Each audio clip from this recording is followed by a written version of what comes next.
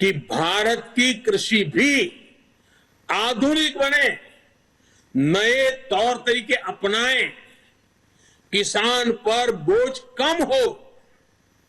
देश की कृषि को टेक्नोलॉजी आधारित और केमिकल फ्री बनाने के लिए बड़े कदम इस बजट में उठाए गए हैं। बीते बजट में हमने किसान रेल और किसान उड़ान की सुविधा सुनिश्चित की। अब किसान ड्रोन किसान का नया साथी बनने वाला है। इसके लिए एफपीओ के माध्यम से किसानों को खेत में ही उचित किराए पर ड्रोन और दूसरी मशीनरी उपलब्ध कराई जाएगी। ड्रोन टेक्नोलॉजी से किसान को तो मदद मिलेगी ही, उत्पादन का रियल टाइम डेटा भी प्राप्त होगा। इससे जुड़े स्टार्टअप्स को फंड करने के लिए नाबार्ड के माध्यम से एक विशेष फंड की मदद भी दी जाएगी। साथियों, कृषि को हाईटेक करने के साथ साथ देश की कृषि को नेचुरल बनाने पर भी अभूतपूर्व फोकस है। दोनों पहलू पर हम बल दे रहे हैं। आधुनिक हो, टेक्नोलॉजी हो, खर्च में बचत हो, साथ साथ बैक टू बेसिक, हमारी ये धरती माता बर्बाद ना हो, हमारी धरती माता की उपजाऊ शक्ति खत्म ना हो, और इसलिए केमिकल मुक्त खेती, प्राकृतिक खेती। साथियों, इसके कारण किसानों की जो खेत में इन्वेस्टमेंट खर्च होता है, लागत घटाने में बहुत बड़ी मदद मिलेगी। कृषि को ये अधिक लाभकारी बनाएंगे। साथ साथ ये बीमारियों से मुक्ति दिलाने का बहुत बड़ा अभियान भी है, जिसका सबसे अधिक लाभ हमारे छोटे किसानों को होगा। देश के अनेक हिस्सों में जीरो बजट प्राकृतिक खेती पर काम चल रहा है। छोटा किसान, और हमें यह देखना होगा, जब हम किसान की बात करते हैं तब हमारी प्राथमिकता छोटा किसान ही रहनी चाहिए। 80-85% हमारे छोटे किसान हैं। अगर एक बार हमारा छोटा किसान मजबूत बनता है, ताकतवर बनता है, देश की ग्रामीण जीवन बदल जाता है। और इसलिए हमने इस पर बहुत ध्यान केंद्रित किया है। हमने देखा है देश में कौन सी बातें हम सुनते आए हैं। गरीबी हटाने की बातें तो हुई, लेकिन होता क्या था, और वो गलत होता था, मैं नहीं कहता। कहीं इंडस्ट्रियल कॉरिडोर बनते थे, कहीं इकोनॉमिक कॉरिडोर बनते हैं। हमने भी आकर देश में 2 डिफेंस कॉरिडोर बनाए हैं, लेकिन अब हम देश में पहली बार एक और कॉरिडोर बना रहे हैं, जो इस बजट में घोषणा की गई है।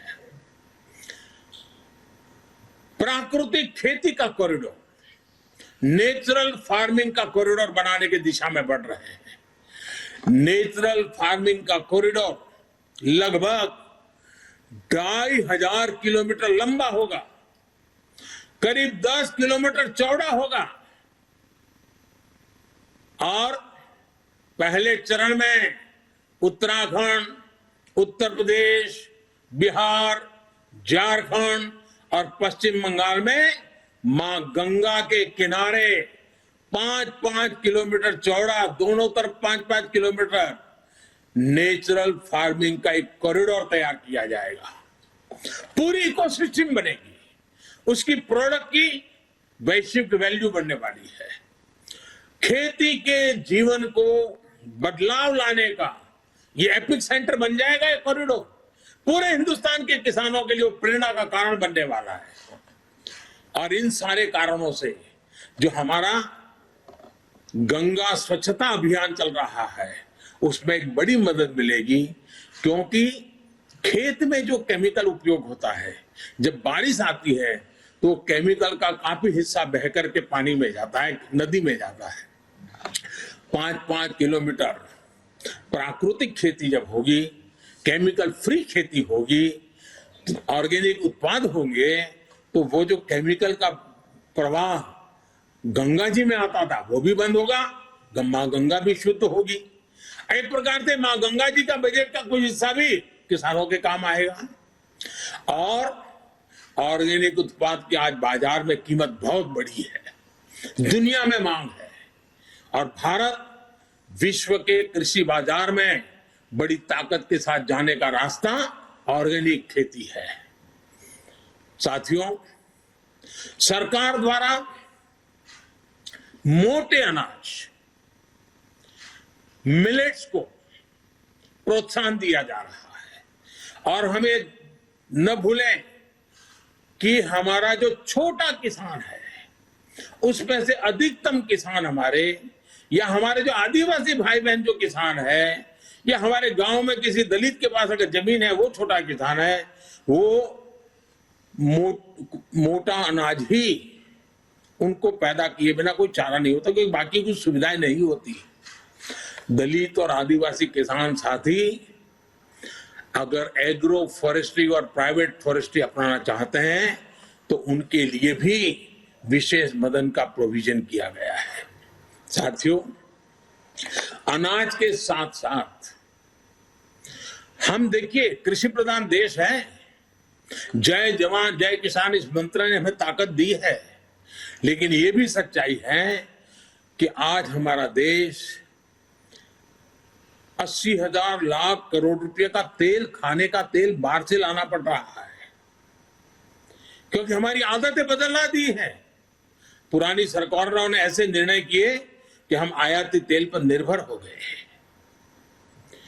उसी प्रकार से पल्सीज, हमारे यहां जो वेजिटेरियन सोसाइटी है उसको प्रोटीन के लिए, कुपोषण के लिए लड़ाई लड़ने में हमारे लिए पल्सीज की बहुत, दाल है, मूंग है, उड़द है, चना है, इसकी बहुत जरूरत होती है। अब हमारे लिए आवश्यक है कि हम खाने के तेल में आत्मनिर्भर कैसे बने, हम दाल पल्सीज में आत्मनिर्भर कैसे बने, और इसलिए खाने के तेल में आत्मनिर्भरता के लिए एक राष्ट्रीय मिशन अभी अभी देश में प्रारंभ किया गया है।